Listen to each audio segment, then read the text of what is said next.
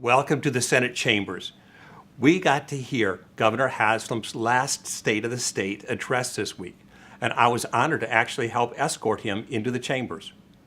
He covered several things, and I want to hit four of the points that he talked about. First, jobs. We are at record low unemployment. There's more Tennesseans working now than ever before.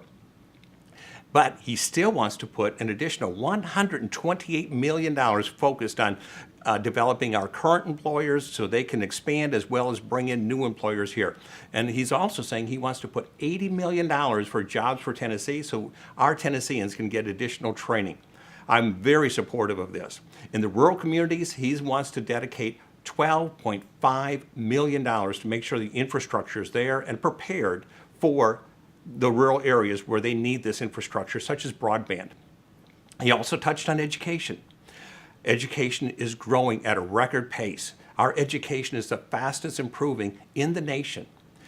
But this year, he wants to put $212 million of additional money for education. And he's specifically saying we want to put $55 million towards our teachers' salaries. We've got hard-working teachers, and they deserve this money.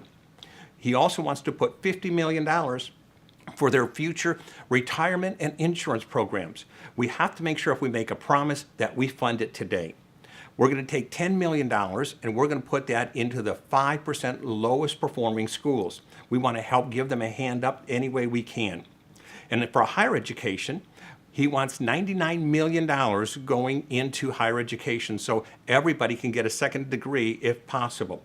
The goal of having 55% of all Tennesseans having a second post-educational degree is very important. He talked about opioids, and we're spending $30 million to address this crisis, and it is a crisis here in Tennessee. Finally, the budget. We are in a really good shape in Tennessee. Our budget, we're growing without any new debt. Our pension is one of the best in the country. Our pension program for our state employees and teachers is in fine shape right now. We also have no road debt. We're one of the few states in the nation that can say that.